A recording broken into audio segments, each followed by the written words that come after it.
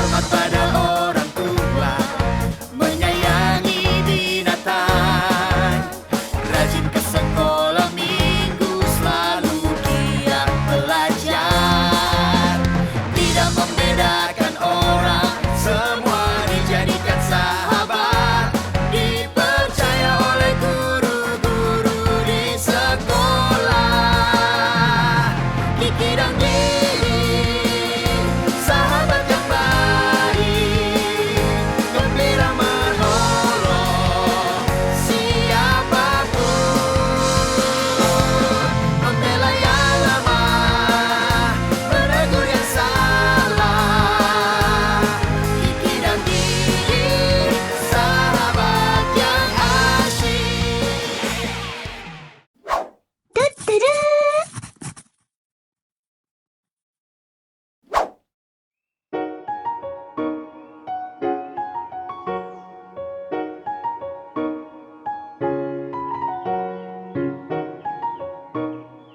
Di, senang ya melihat taman yang bersih dan rapi seperti ini. Iya Ki, taman yang bersih dan rapi bikin nyaman untuk bermain.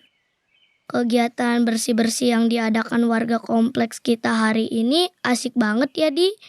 Besok aku mau ikutan lagi ah. Iya Ki, aku juga mau ikutan lagi. Hai Kiki, hai Didi. Seru ya bermain di taman sore-sore. Udaranya segar banget.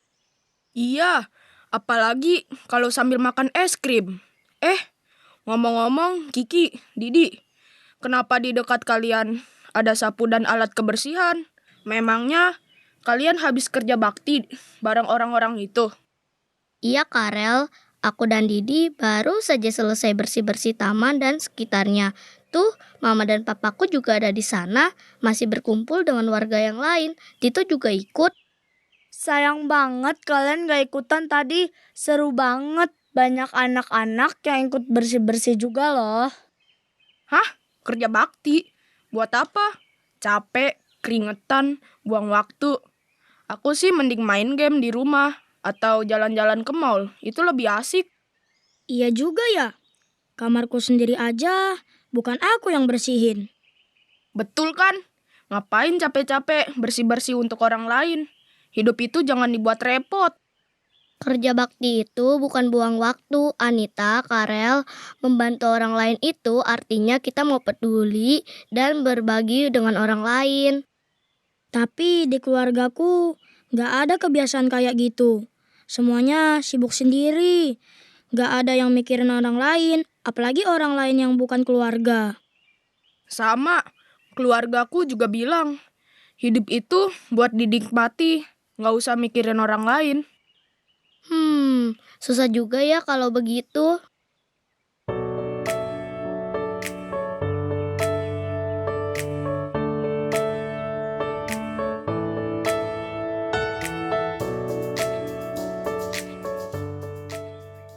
Hai Kiki, Anita, Karel. Wah, kalian sedang ngumpul di sini.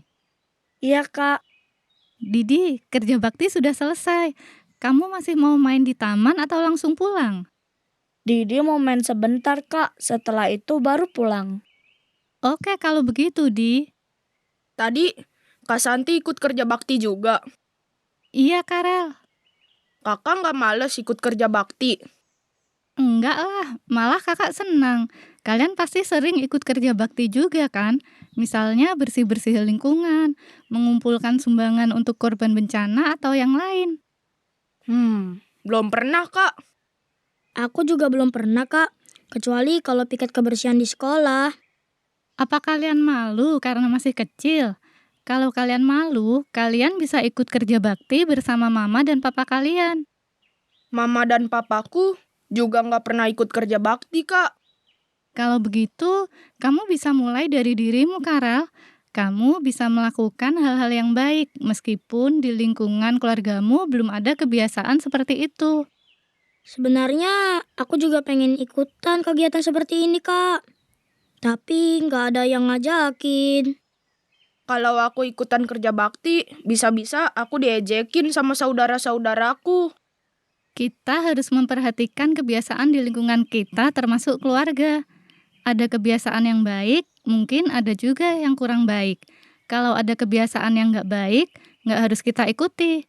Kita harus berani berubah meskipun berbeda dengan orang lain di sekitar kita. Tapi kan susah, Kak. Memang susah, tapi kita bisa. Ada loh contohnya di Alkitab, namanya Raja Yosia. Dia berani meninggalkan kebiasaan buruk ayah dan kakeknya. Waktu itu orang-orang di sekitarnya sudah biasa menyembah berhala. Mereka nggak beribadah kepada Tuhan. Wah, beneran Kak. Dia berani untuk nggak ikut kebiasaan keluarganya. Iya Anita, Raja Yosia sadar meskipun itu kebiasaan lama yang sudah dilakukan orang-orang di sekitarnya, nggak berarti semua kebiasaan itu benar. Makanya dia memilih untuk meninggalkan berhala dan taat kepada Tuhan.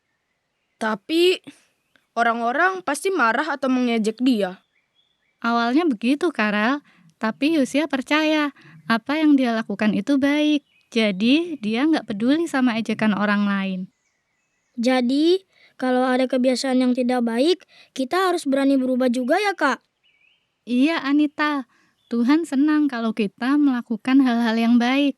Raja Yosia berani meninggalkan kebiasaan buruk meskipun sudah biasa dilakukan. Padahal dia masih muda banget loh. Tapi dia tahu meninggalkan kebiasaan buruk akan membuat hidupnya jadi lebih baik. Jadi selama ini kalau cuma mikirin kesenangan sendiri itu nggak baik ya, Kak? Kita harus peduli sama orang lain juga, Karel. Kalau kita terbiasa cuma mikirin diri sendiri, lama-lama kita nggak peka sama keadaan sekitar. Besok-besok kalau ada kegiatan kerja bakti atau yang lain, ajakin aku ya teman-teman. Oke Karel, aku senang kamu mau ikut. Yang penting kita semua mau berubah dari kebiasaan yang nggak baik yang ada di lingkungan sekitar kita termasuk keluarga. Kita mulai aja dari hal kecil dulu. Oke deh Kak, aku coba mulai sekarang. Siapa tahu aku bisa dapat bantuan dari orang lain dan jadi lebih baik kayak Raja Yosia.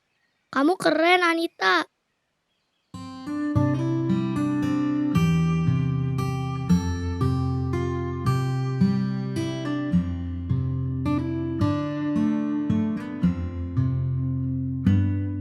Gimana Kiki, Tito? Senang nggak ikut kerja bakti? Senang Pak, asik banget. Besok-besok, Kiki juga mau ikut lagi, Pak. Syukurlah kalian senang. Kalian harus membiasakan diri sejak kecil untuk melakukan hal-hal yang baik. Tadi Kak Santi juga bilang begitu, Pak. Oh ya? Bagaimana kata Kak Santi? Tadi ada Anita dan Karel. Mereka belum pernah ikut kerja bakti karena nggak pernah diajakin orang tuanya. Lalu Kak Santi kasih contoh Raja Yosia. Kata Kak Santi, orang tua dan orang-orang di sekitar Raja Yosia punya kebiasaan yang buruk. Tapi Raja Yosia berani nggak ikut-ikutan kebiasaan yang buruk itu. Wah, hebat Kak Santi. Bisa mengajarkan hal yang baik kepada adik-adiknya. Kak Santi benar, Kiki. Kalau ada kebiasaan yang gak baik di sekitar kita harus berani meninggalkannya. Kalau kita belajar firman Tuhan, kita akan bisa membedakan mana hal yang harus diikuti dan mana kebiasaan yang harus ditinggalkan. Iya, Pak, Ma. Ki, kalau ada hal-hal yang tidak baik yang Mama atau Papa lakukan, kamu jangan takut untuk mengingatkan juga ya. Siapa tahu Mama atau Papa tidak menyadarinya. Iya Kiki, Tito. Orang tua juga bisa salah. Kamu jangan ragu untuk mengingatkan supaya kita semua selalu taat pada firman Tuhan dan nggak membiasakan diri melakukan hal-hal yang salah. Oke bos.